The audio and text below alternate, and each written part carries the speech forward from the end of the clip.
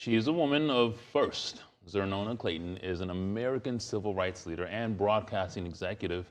Among her achievements, she organized and marched with Dr. Martin Luther King Jr. and became the first African-American from the Southern United States to host a daily primetime talk show. Miss Clayton is a living, breathing piece of history, and at 95 years old, she is showing no signs of slowing down. She sat down with Atlanta News First anchor Xernona Clayton during this Black History Month.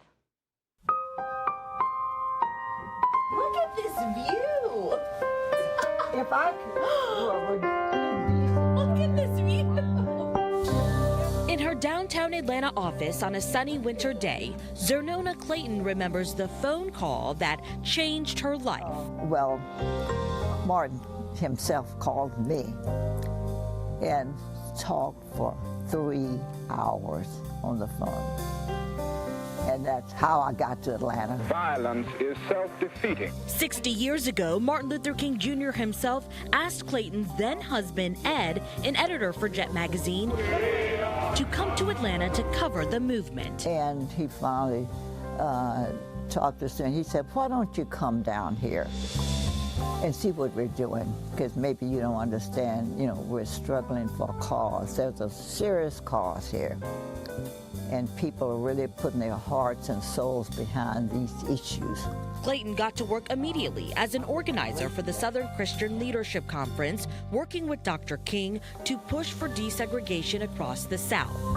She quickly made a name for herself, becoming a close confidant and advisor to Dr. King, and often traveling with Coretta Scott King to deliver her own passionate speeches about the fight for equality. To see a black face on television, there's something inside of me that said, you helped to make that happen. That's perfect. Then, in 1967, another life-changing milestone, she became the first black person in the South to have her own television show. I was on the show. I was the show.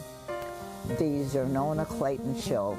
The show launched a 3-decade television career, which included working alongside Ted Turner at Turner Broadcasting.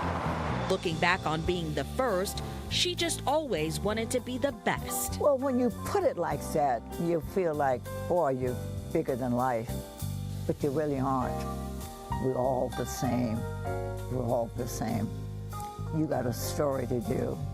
I would have a story to do. You got to tell it right and tell it good, and it'll work. Fast forward to 1993 when she founded the Trumpet Awards, honoring important achievements and contributions of African Americans. At 95 years old, she's now retired but still active in the community. What does Black History Month in 2026 mean to you? Well, I was beginning to think nothing, because society put some stumbling blocks in our way, and it's so unfortunate. But we can't sit and talk about how sad it is. We gotta do something. She hopes the next generation will continue the fight for equality and injustice. Xernona Clayton for Atlanta News First.